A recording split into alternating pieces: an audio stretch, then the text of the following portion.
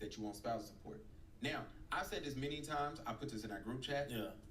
Ez was the first one who said we need to study this. But the fact that when Offset met Cardi, she was worth $2 million and he was worth 25, and today he's worth $30 million and she's worth 100, don't make sense. I don't know how. Cardi ain't put out no album. She ain't no brand person. I don't She's care. She's a hustler though, man. She is a hustler. And I used to always tell y'all I love strippers. Like from back in the day, I love strippers. And not like I love strippers, like I love going to strip club. Those girls be sharp. They do. They be really, really sharp. And like she is sharp. She's problematic. We don't have to sit here and pretend that Cardi B's an angel. That she is not. She's definitely problematic. But this is what I love about the whole Offset, Stephon Diggs, debacle is it goes to show you how women are with their man and how they are with the dude that they just having fun with. They just expound. Stephon and Offset is the same guy. Absolutely, everybody knows that. They're not different, right? They're not. But Stephon is getting everything that Offset wanted.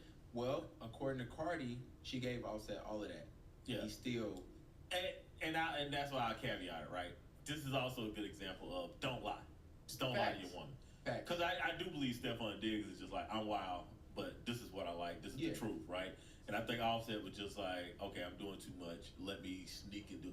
I never understand you guys that when you have other women and you cheat on. It is the most mind-boggling thing I have ever seen in my life. And then she was even willing to take you back after you cheated. Well, she did take you back after you cheated, but the last chick on your birthday, she was like, yo, this is my... You too greedy, guys. It's greed. It's a lack of discipline. It is. Like, bruh, like, appreciate... Stop cheating with birds.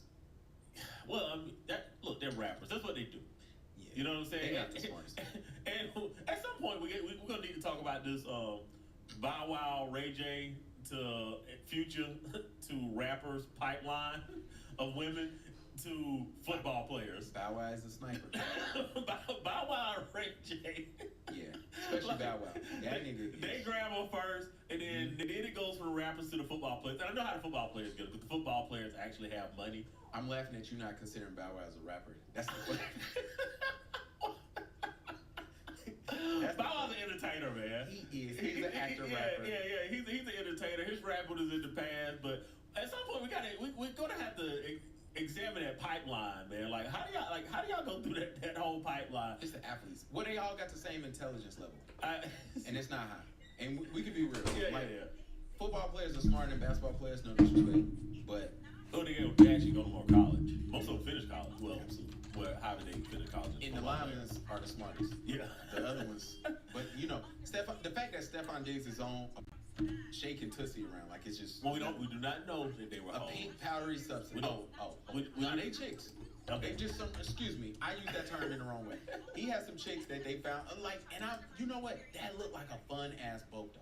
It does look like a fun boat. If I was I don't do drugs. Me either. But it does look like a fun drug. That looks fun boat. Fun boat. Fun drug. I have heard that Tootsie is a fun drug. I wouldn't know. Not for me. Yeah, I'm not. My claim is that black people as a community need to walk away from the Democratic Party and progressivism completely. Very unique perspective. I'm not trying to shout myself or anything. The big drama that came really out just was my experience. Currently, I'm running for Congress. Biggest hurdles I have. The same way as Stephon. Identical. Big deal to know these. I think you gotta recognize that. I tell y'all guys all the time when you like breaking up with your woman, your girlfriend, or your wife, they are not your friends in this moment. I don't care how much. When y'all going through a breakup, women fully embrace war. So whatever's going to do, they're going.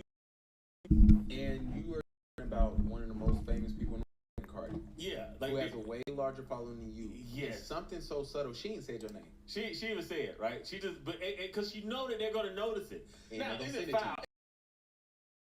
For a reason. Well, what if her son asked for it? And no son looks at another man and be like, "Oh, I want his hairstyle." Yes, they do. No, they don't. They look at somebody. I want my hair cut like this. The young boys literally, the barbershops have changed their charts to be what the rappers got. No. Cardi's son is like, what, 3, 4? He did not look at Stephon. For one, shouldn't be mean people kids, but y'all do that. So whatever. Yeah. That's my thing. Y'all do what you want.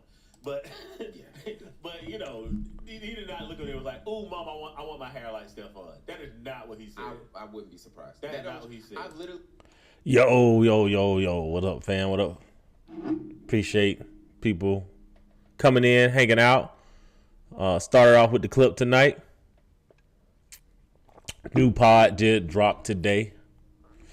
I'll go through the episodes on it. Take my advice on that, man. If you're separated from your wife, if you're divorced from your wife, she is not your friend. She is not your friend. And to any ladies that are here right now, also, if you're going through a divorce, husband is probably not your friend, but I typically don't see men really going in. I don't see men being this petty as women. So in this clip, we were talking about Offset going through his divorce with Cardi B, and Cardi B having her kids around Stefan Diggs, and Stefan Diggs obviously having a hairstyle that Cardi decided that would be the same hairstyle for her son. But what are we going to talk about tonight? First, we're going to go through today's pod episode that we recorded. That just dropped earlier today. Then we're actually going to go through some of the 20 versus, it's not really 20 versus 1, I guess we'll call it that. But Jubilee has 1 black radical versus 20 black conservatives. I've gotten through that a good bit. I still have not finished it, but I figured it'll be a good conversation today to discuss Amanda Seales versus 20 black conservatives. And then the last piece that we're going to have tonight. You know what? Actually, we should probably start with this one tonight. But let's talk about what we had. Let's talk about what we actually recorded on the pod today. So today, I would definitely say good episode today. I know every time I come here, y'all be like, yo, good episode. The last 2 episodes, by far, top episodes we've had probably ever, if not year to date. Today's pod, I'd say it was good. Last 2 though, those were clinics. Those were podcast clinics. If we was being scouted, we'd be first round picks. Today's pod, we'll still get drafted, but last 2 first round picks. Basically started out talking about there's a beef that's going on with Earn Your Leisure. I actually need to put that in my notes. I need to look that up today.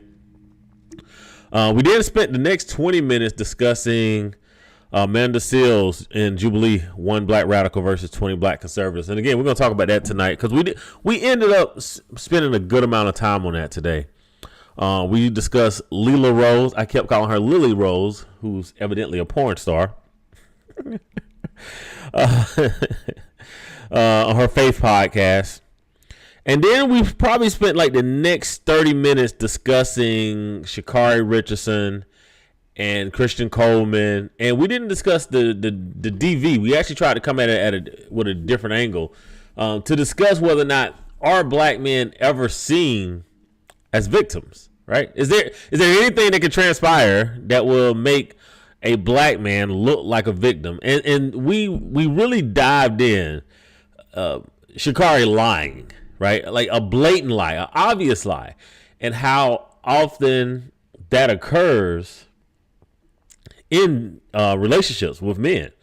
So we do not think that this was an opportunity for us to just say, hey, all women are liars. That we did not do. But what we did discuss is like, hey, in relationships, there's this place where men constantly have to deal with a woman being untruthful and how ardent that stance is, right? Even when we talked about Leela Rose today, you know, we saw her clip last week, and then she came back this week and was like, yeah, I mean, that's not what we were saying. It's like, we just listened to you. So we took it from Leela Rose and we took to Sha'Carri to really dive into like, hey, like this is a problem that men are experiencing, especially black men, where you're just simply told, hey, that didn't happen. That's not true, right? Like Sha'Carri, and honestly, we probably should play the clip today. Like Sha'Carri, you know, really was just like, hey, that never happened. And we know that it happened because we saw it. But that was today's pod. And then we wrapped it up with Paul Pierce saying that men should date 5s and 6s. So that was everything that we had on today's pod. So it ended up being a good pod today. I do have a clip that I want to play real quick. Let me see if I can throw it on. This actually.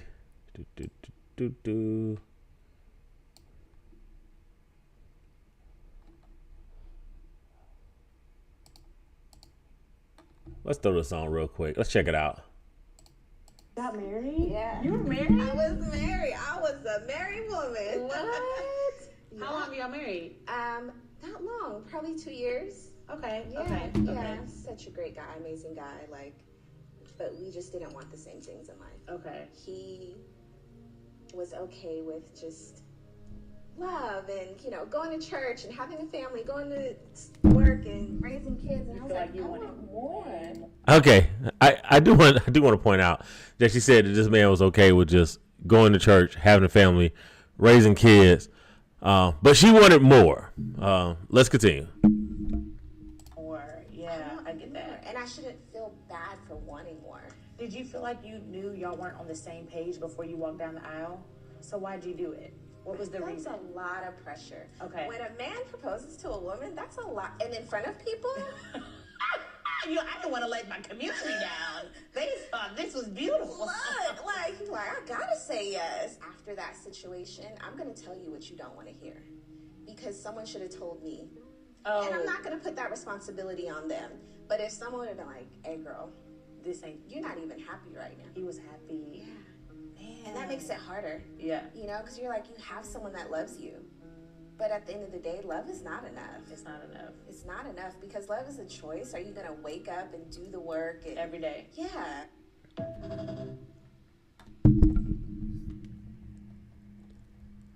All right, I'm just going to say, as men, we got to be a little bit more honest and open with what's transpiring right in front of our very eyes. I'm not going to say that this young lady is not all women, and I'm going to go watch the whole podcast so I can get full context. And if I'm wrong about something, I'll definitely correct myself next week. But this is going to be from the Let's Try It Again podcast. And I did look up the information on the lady for a little bit. It seemed like she is divorced.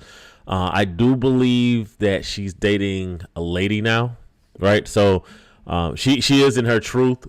To her credit, it looked like she got into the relationship and she got out of the relationship fairly quickly. To her credit, I'm a proponent of if you mess up, if you screw up, get out of that mess up or screw up as quickly as possible. But there's two things that I really want people to, not even people, I really want guys to like dive in on and understand, like for real. Like, being a good guy is not going to afford you any opportunities. Right? Listen to what I'm just saying. Being a good guy is not going to afford you any opportunities. You always have to focus on being a good person for yourself. There is no reward that you are going to receive for just being a good person. This man was madly in love with this young lady. He wanted a family with her. He did everything the right way. He went to church. He took care of the kids.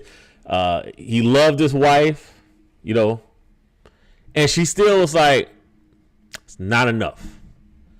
You're not good enough. There's something more that I want. Right? And she's saying that she knew it in the beginning, right? She knew before she got married. Like she could have told that man, like, yeah, I'll marry you up front. And then when they got by themselves, she could have been like, you know what? I just said that because you kind of sprung that question on me in front of everybody. Right. But I'm not prepared to be married yet. I'm not even sure if I like men. That I would have respected way more. Now, I respect the fact she got out early. Right. She didn't, you know, drag this thing out for 10 years and 3 kids later. But the fact that this guy, I mean, she's like, yo, he's a great guy.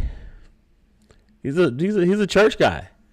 He wants to be a husband. He wants a family. Not enough. We're gonna talk about Sha'Carri tonight. Matter of fact, I need let me see if I can find the clip that I wanted to play for Sha'Carri. Let me see. Hold on real quick. Let me see if I can upload this real quick.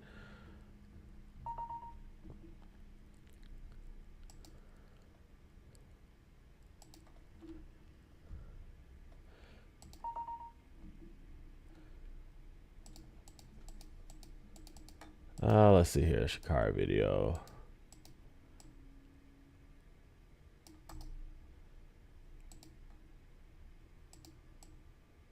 Let me see if I can upload this real quick here.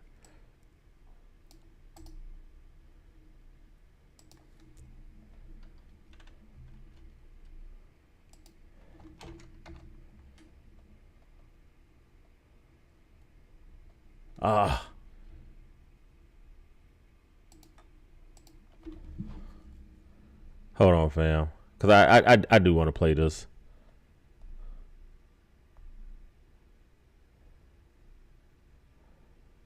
All right.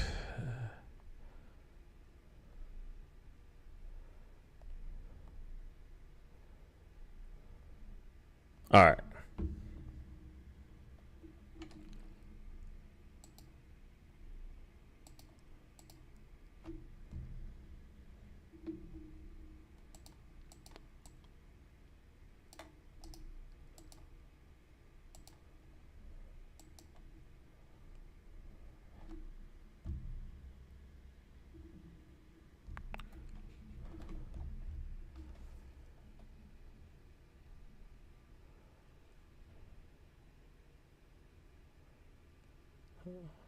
All right. So the airdrop's not gonna work. All right, let's email it to myself real quick. It's almost past your bedtime. Hey, that's real talk, man. I'm coming up on ARP age, man, which is a blessing.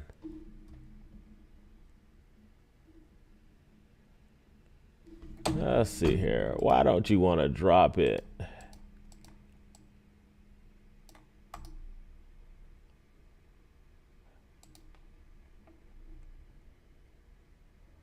Hey, hey, hit me up, man. Hit me up.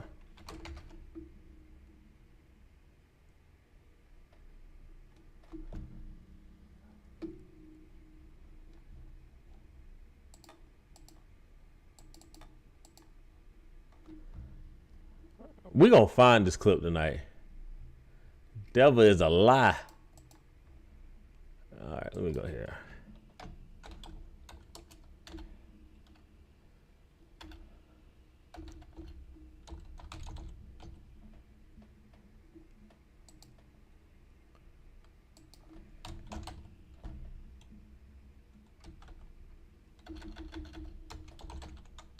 What's your part? What's your part about? There we go. All right, I got it. Good Lord. I never fails with technology. Never freaking fails. All right.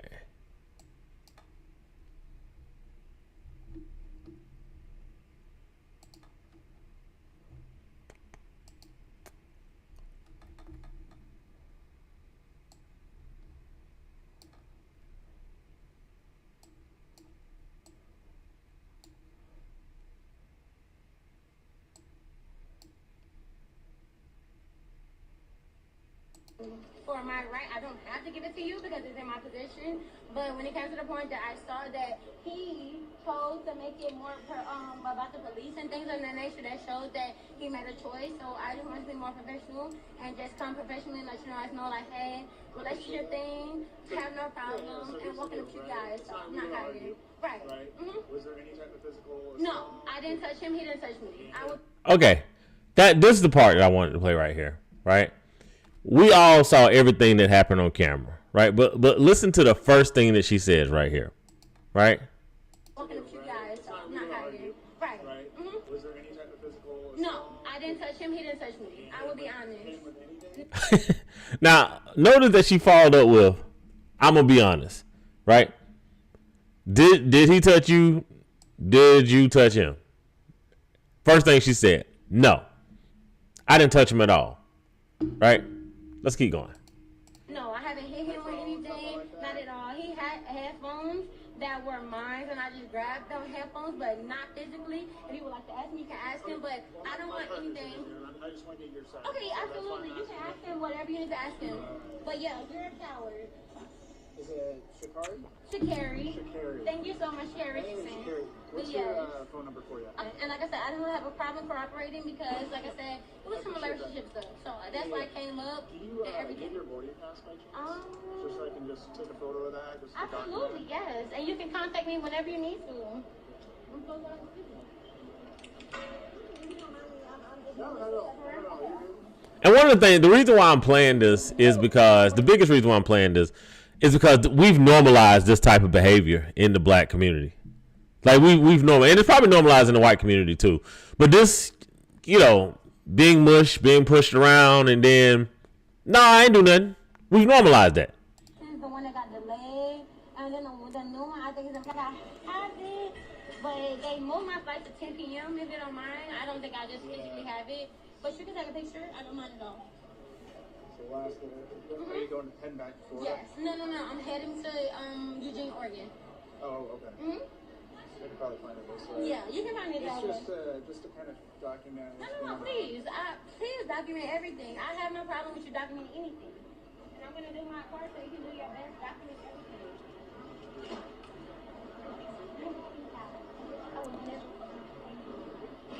Now notice she attacked him and she's still antagonizing him. You're a coward.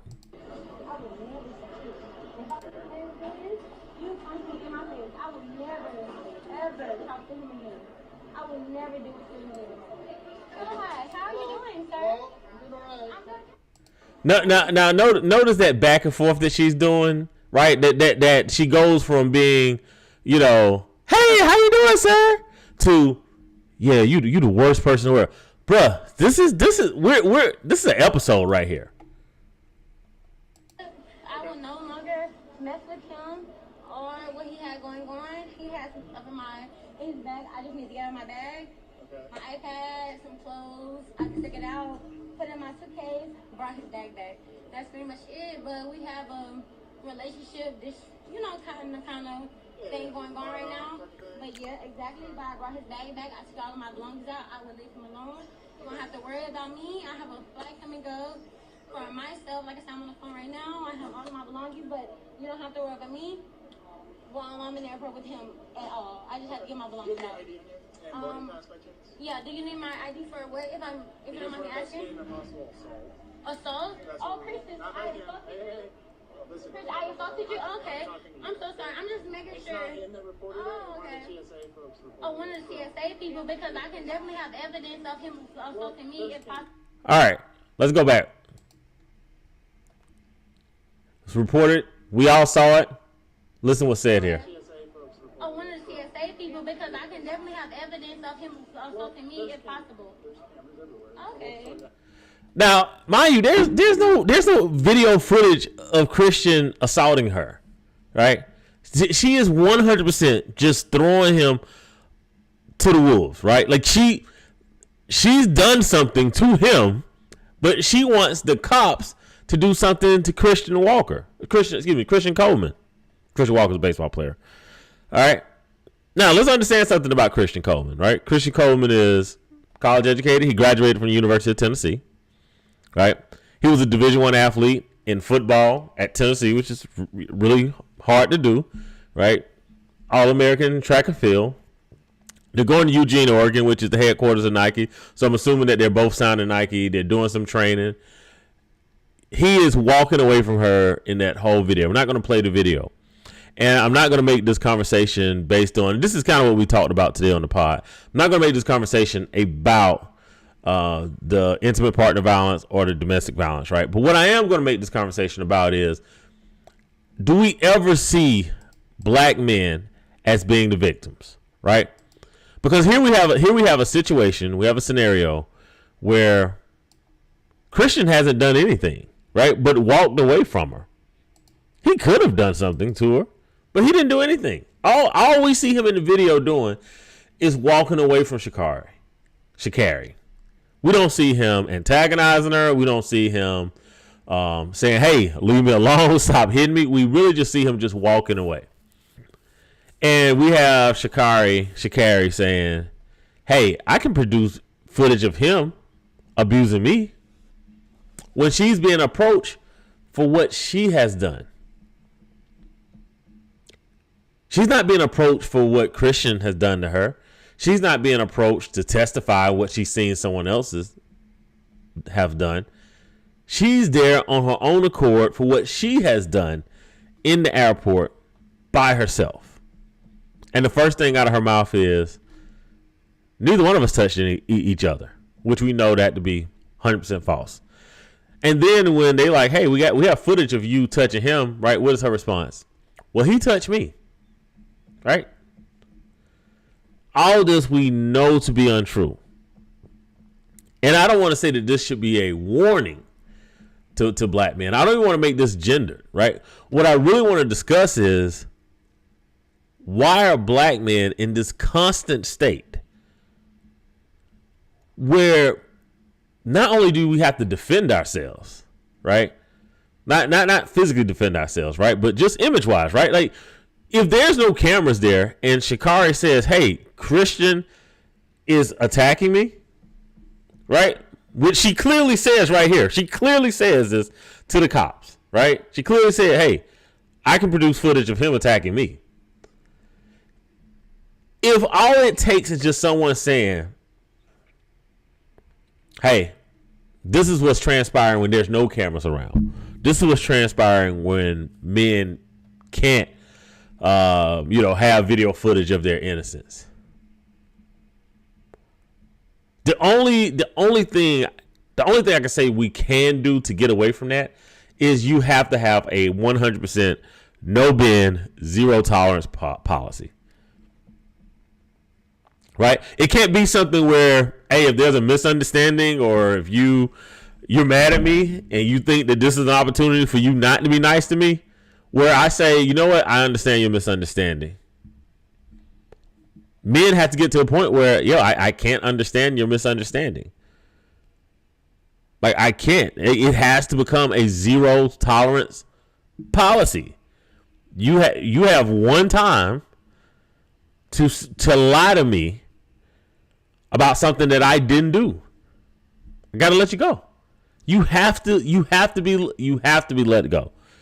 Because the vast majority of us are not gonna have 100 cameras at the airport to record an interaction to defend you.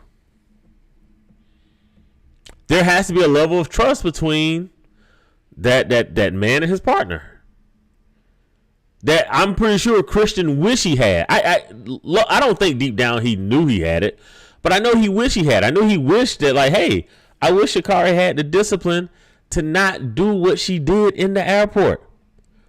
And to also not do what she did at home. Because if this is what happens on camera at the airport, the one place that the airport is like the one place where you can't do anything. Like courtrooms, airports, those two places, you're going to get arrested. But she couldn't stop herself. She couldn't stop herself from physically attacking him. What she wanted in that moment was so important, couldn't stop herself. And if those cameras were not rolling, it would have affected Christian. So that's something I really think that as black men, we do have to understand that, like, it has to be a zero tolerance policy on you being nice to me. Period, point blank. If you're going to be nice, if you're going to be nice to me, it has to be a zero tolerance policy. You don't have an opportunity to not be nice to me because you misunderstood. You just don't. Not going to happen. Oh, let me see here. Let me wrap this up. Y'all want to wrap it up with Amanda Seales tonight?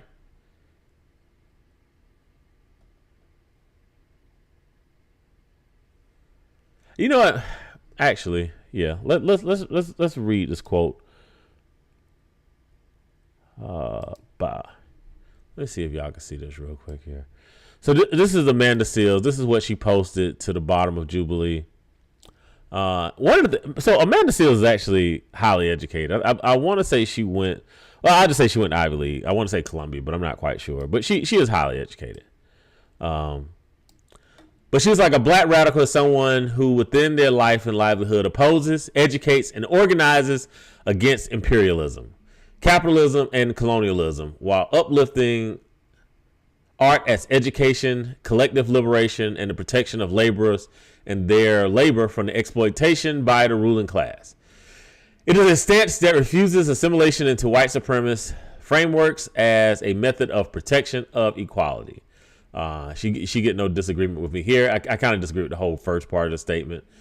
This framework aligns with that of radicals from other ethnic groups and races, fostering connectivity for coalition building. Also not a belief of mine. Some U.S. black radicals of note has been Malcolm X, the Black Panthers, June Jordan, Angela Davis, not a fan, Paul Robinson, Dick Gregory, Toni Morrison, not a fan, Manon Marble, Robin DJ Kelly, Joy James, Nikki Giovanni, sorta maybe a fan, Jane Baldwin, Nina Simone, Gil Scott Heron, Muhammad Ali, Public Enemy, Mary Baraka, Alice Walker, definitely not a fan. Some others from other parts of the world, Sankara, fan, Patrice Lumumba, 100% a fan, France Fanon, Winnie Mandela, 100% a fan, Miriam, C.R. James, Walter Rodney, blah, blah, blah, Marius Bishop, Claudia Jones. So I do want to start here. And if Amanda says she want to be a radical, y'all know my stance on radicals in general. I'm not a fan. Not a fan of radicals in general, because most of the time their radicalism it's never organized. Someone else always have to come in and clean up behind the radicals. So I'm never really one of these people that's just like, yo, I'm 100% fan of this radical ideal. No, never works, especially for black folks, because the reactionary measures that supremacists takes against blacks for a myriad of reasons that I won't dive into tonight. It's typically more than what I really want to. I really want to see my community deal with, right? Like a lot of times the radical does something and the fallout happens to the regular person. But with that being said, this is Amanda Seals. Let's hop into this part right here. In doing that is the black community. It's because they expect us to be in this box. What's the box? The box would be, okay, you're black, so you got to be a Democrat. You got to think this way. You have to have this view on this matter. No, you got to tell me, think what way? Like, I really want to understand. So let's take immigration. That's a hot button issue right now, especially in Los Angeles. Yeah. My view is that you should come here the legal way, and that if you don't come here the legal way, you're subject to the laws of the country. But I also feel that if you're... anyone would disagree with that. Yeah. Well, I'm just saying that a lot of people, especially where I'm from San Diego, will like to put black conservatives in this box. And the reason why I say specifically in my claim that black people need to walk away from the Democratic Party is because every single election cycle, all they do is use us as their tokens. They use us as their kind of election tools. They use us as these campaign posters. They tell us to come to their rallies. They tell us to sing on their stages. They tell us to do all these things, and they forget about us 3 other years, and they remember us 4 years later. Every single cycle, it happens again and again. And I'm one of the people, like, I really appreciate you because it seems like you have a love for the black community and you have a love for people, and I appreciate that. And I do too, because I don't express that in the same way as, let's say, as a black person who's a member of the Democratic Party. I get called Uncle Tom, I get called a racist, I hate myself, all these. I love myself, and I love our people. I love everything about us. We have done so much for this country. We built this table that everyone is seated at. We deserve rights. We deserve all these things. However, what I don't like more than anything, is being used. It's being used by politicians, being used by governments as some type of puppet to say, here's my black person that's voting for me. I don't like that. And it makes me sad, no matter you're Democrat, Independent, Green Party, whatever. Yes. Yeah, sorry. I completely agree. I completely agree. I would add to that it's no different with the Conservative Party, that there is 1,000% a use of black people to weaponize a concerted effort to... Godprint provides hundreds of come on products for your home and business. That's fast. Literally, quote unquote, make America great again. The concept of make America great again did not start with Donald Trump. It started with Ronald Reagan, and it happened right after the Civil Rights Movement. There was a very strong, visceral response by white people after the Civil Rights Movement, after the Voting Rights Act of 1965, the Civil Rights Act of 1964, the Fair Housing Act of 1969, the Economic Opportunity Act of 1965. These were all efforts that were put in place on a federal level to say, okay, fine, here, damn, we're gonna give you a little bit of something to get your weight up. After that, there was a active effort made by conservatives, because that's also when we saw the flip between the Democratic and Republican parties. There was a flip. That's actively what happened. There was a flip. And since Reconstruction, Democratic Party has been the party of slavery, the party of racism. There was a flip because the Democrats were more aligned with making these civil rights concessions than the Republicans. That's the flip. Ultimately, though, the flip is what people are misappropriating, because the flip isn't a 180, okay? The flip is literally just, we was this and now we this. And that is not the same as we are for black people. The Democratic Party is not for black people, nor is the Republican Party.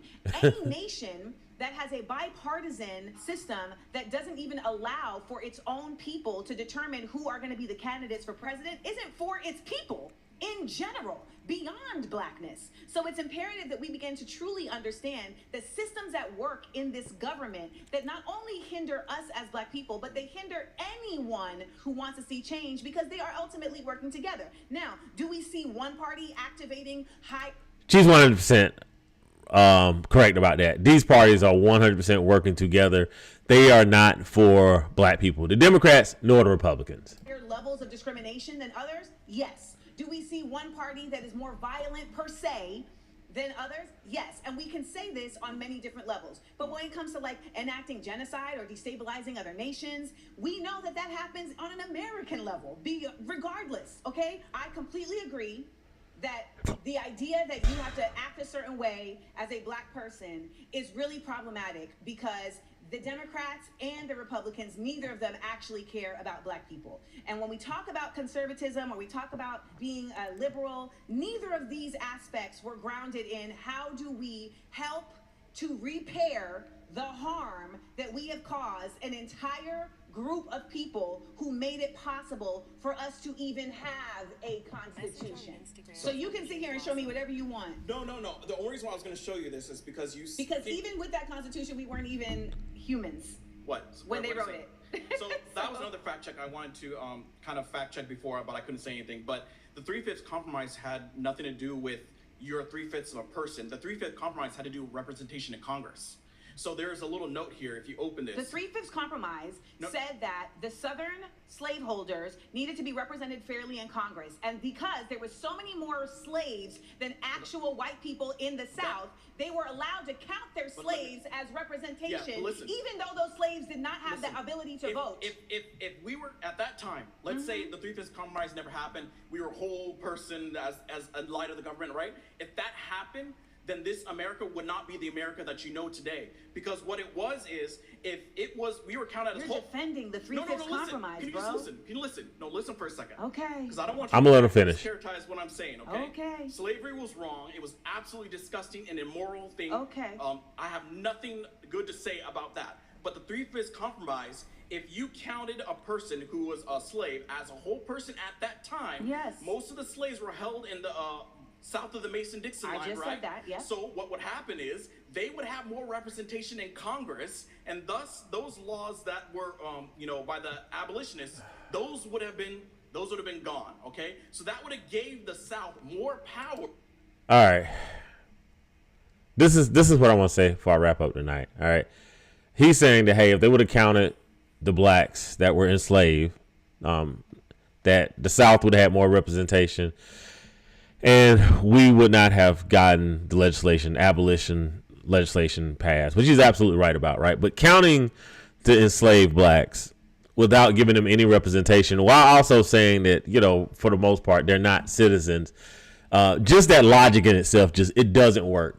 And this is the problem that I run into as an independent black, right? I'm not a conservative. I'm not a liberal. I understand both sides are racist.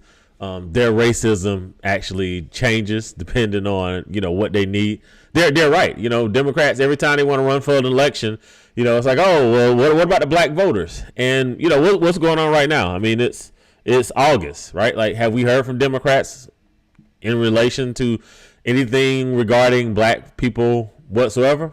We haven't. And we won't again until the midterms. It's becoming problematic. But the problem that I have is, as a black person, there has to be 3 or 4 things that all of us as blacks that we all can agree on, right? There has to be just 3 or 4 things. Whether you're a black radical, whether you're a black liberal, whether you're a black conservative, there has to just be 2 or 3 things that we are all for. And we will go and push for these things in whatever political party that we're a part of. And what I see black Democrats, right? The black liberals.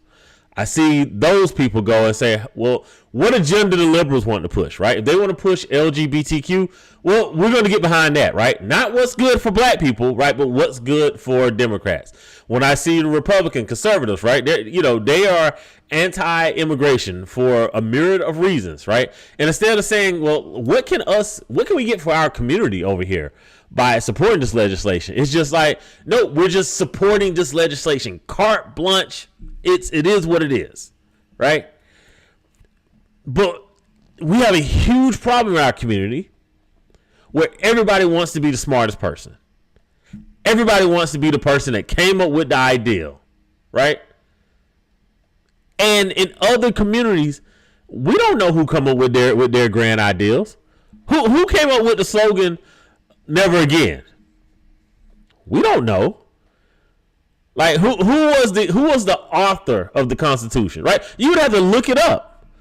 Like we don't know who was the man. We know who signed. We know who got the largest signature on the Constitution. We don't really know who wrote it verbatim. But in our community, we have such this overarching desire to be able to say, "Hey, that was my idea. That's me. I did it." And it allows for other groups to just use the hell out of us. To be able to just run up on us and just say, hey, this election season, you gonna be a good boy? You gonna be a good girl? You gonna be a good girl? And at some point, that has to become disgusting. It has to become disgusting to you. To let both sides use you. And let me explain something to you. Both sides are exactly the same. I can prove it to you. All right. When the presidents, when they are elected, they put a hand on the Bible and they give an oath. And in that oath, it is to uphold the Constitution.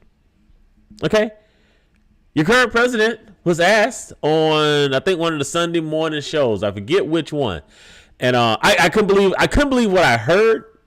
But they asked him. They was just like, hey, they were like, is it your job to, basically uphold the Constitution? And he was just like, I'm not really quite sure that's what I'm supposed to do or not.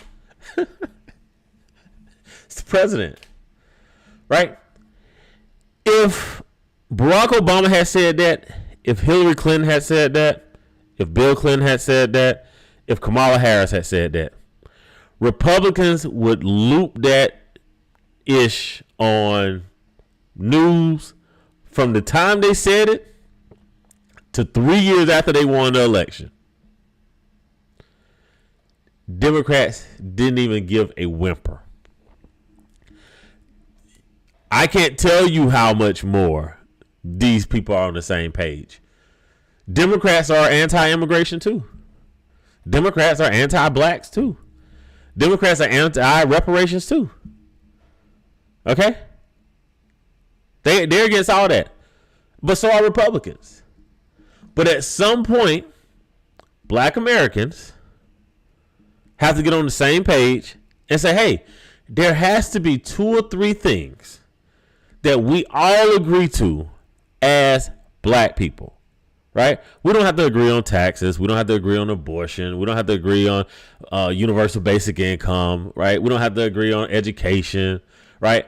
But there should be 2 or 3 things in our community that we're just like, yo, these things right here, it has to happen no matter what side of the board you're on, right? Doesn't matter if you're a liberal, This is what I support when it comes to the black community. Doesn't matter if I'm a conservative. This is what I support. We have to come up with that.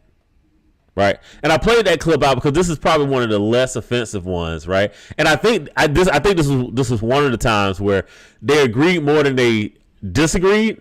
But because they're on opposite sides of the aisle, they think it should be a fight. And I really think that as blacks, we can't afford to fight. But one of the things that we do have to do is look at a lot of skin folks, and we got to start handling them and getting them out of our community, right? A lot of what I saw on this Jubilee YouTube today was people that were speaking on behalf of the descendants of enslaved Africans. That ain't you, bro. That ain't you. That ain't your people. You don't have any say so here. But because we're so disconjoined, because we are so anti one another, it's allowing for people to come in and sneak and cosplay as you and make legislation, make recommendations on your behalf while we're busy over here fighting one another and doing nothing. So I'll wrap up with that tonight. Check out today's pod. Check out last week's pod if you're not caught up. The last week should be on YouTube. All of them are on all podcasting channels.